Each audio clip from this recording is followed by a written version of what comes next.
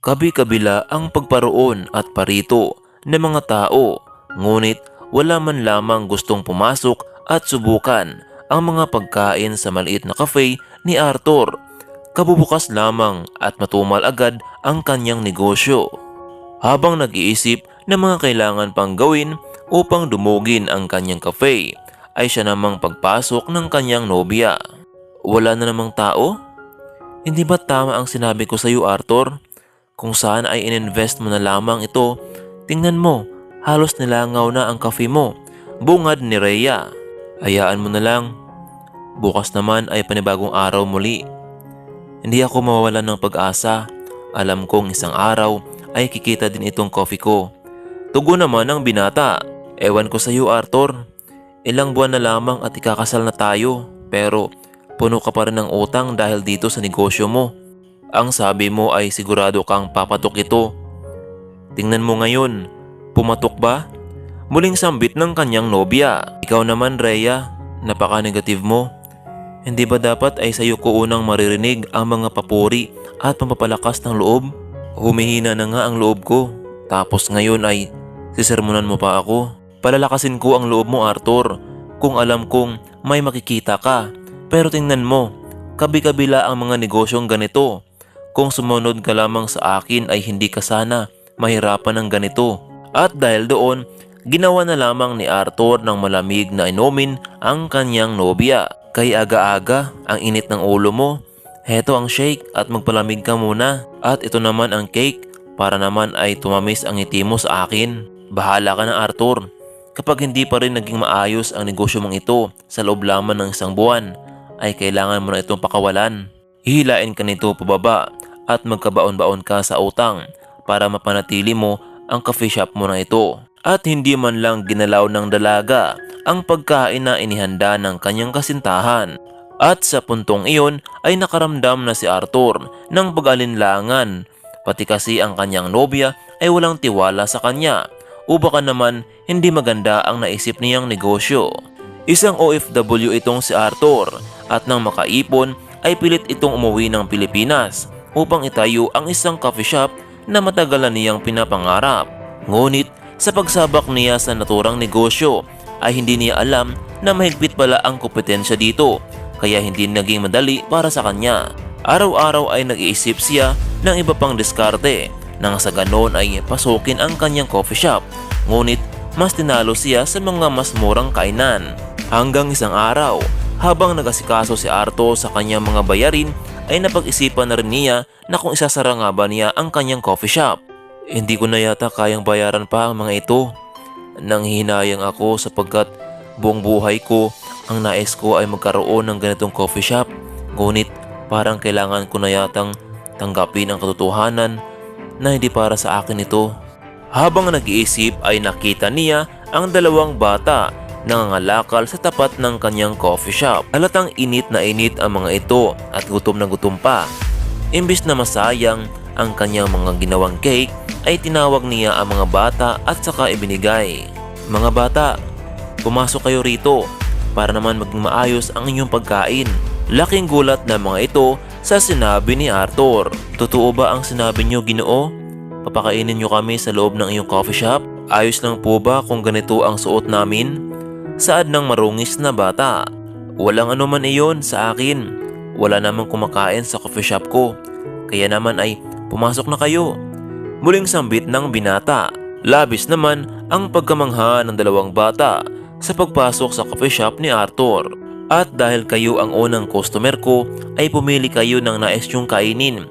Kahit ano ay paghahanda ko para sa inyo. Huwag kayong mahiya sa akin. Masaya nga ako dahil nagkalaman itong coffee shop ko. Saka huwag kayong mag-alala. Wala itong kapalit. At doon nawalan ang pag-alinlangan ng dalawang bata. Umorder ang mga ito ng mga pagkaing hindi pa nila natitikman. Pinagsisilbihan naman sila ni Arthur ng buong puso. Habang masayang nagkakainan ang mga bata, ay bigla namang pumasok ang nobya nitong si Rhea. Ano na namang kalokohan ito, Arthur? Lugi ka na nga, nagawa mo pang magkawang gawa.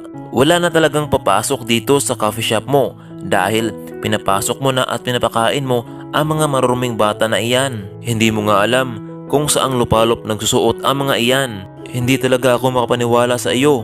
Hindi ko akalain na ikaw ang nobyo ko. Bahala ka na sa buhay mo. Hindi na lamang ito inintindi pa ni Arthur at sinabihan ang mga bata na ipagpatuloy lamang ang kanilang pagkain hanggang sa isang sandali pa ay may isang babaeng pumasok sa kanilang coffee shop. Mula kasi sa labas ay hindi ko maiwasang mamangha sa kasiyahan ng dalawang batang iyan. Nagugutom na talaga ako kaya naisip ko na kung masaya masyado ang mga dalawang batang iyan ay marahil napakasarap ng pagkain dito. Sana ay hindi ako nakabala sa inyo. Naku, hindi naman. Maupo na po kayo at kukunin ko na lamang po ang menu para maka-order po kayo. Kuya, may customer na po kayo. Lalabas na lang po kami. Baka kasi mailang itong customer mo sa baho namin. Natatawa at nahiyang sambit ng mga bata. Naku, tapusin nyo ang kinakain nyo. Mukhang hindi naman maselan itong si ma'am. Ngumiti lamang ang babae at patuloy na pinagmamasdan ang dalawang batang masayang nagkakainan. Nang ihatid ni Arthur ang order ng babae ay napatanong ito sa binata. Napakaraming inorder ng mga batang iyan. Talaga bang sila ang magbabayad ng mga kinakain nila? Sambit naman ng dalaga. Nilibre po kami ni kuya. Ang bait-bait po niya kasi lahat ng gusto namin ay niluto pa niya. Masayang tugon naman ng mga bata. Natuwa ang dalaga sa kabaitan ni Arthur. Nang tikman niya ang pagkain ay labis ang kanyang pagkamangha dahil masarap talaga ang mga ito. Alam mo ba na ngayon lang ako nakatikim ng ganitong kasarap na pagkain at ang sarap-sarapan ng cake dito. Sambit naman ng dalaga. Ikaw ba ang may-ari ng coffee shop na ito? Ako nga pala si Kate. Isa akong manunulat sa isang kilalang magazine. Isa rin akong segment producer sa isang palabas sa TV. Kung ayos lamang sa iyo ay nais ko sanang i-feature ang coffee shop mo. Labis naman ang tuwa ni Arthur nang marinig niya ang sinabi ng binibini. Kinuhaan din ni Kate ng larawan ang dalawang batang masayang kumakain.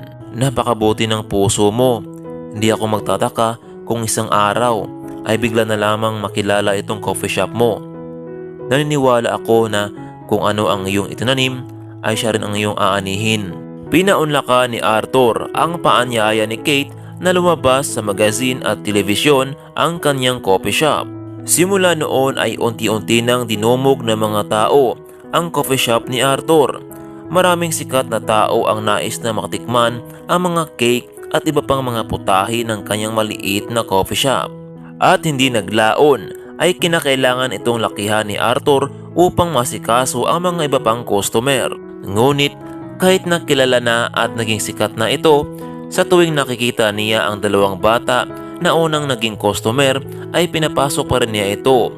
Malaki ang pasasalamat niya sa dalawang bata dahil alam niyang sila ang nagbigay ng daan at swerte sa kanyang naluluging negosyo. Samantalang pilit mang binalikan ni Rhea si Arthur dahil kumikita na ang negosyo nito ay hindi na niya ito muling binalikan pa dahil sa kawalan ng tiwala nito sa kanyang kakayahan. Nakatagpo naman si Arthur ng pag-ibig sa katauhan ng una niyang tunay na customer na si Kate, ang manunulat at segment producer na tumulong sa kanyang pag-angat. Hanggang dito na lamang muna kaibigan. Muli, maraming salamat sa walang sawang pagsuporta sa aking munting channel. Hanggang dito na lamang muna at paalam.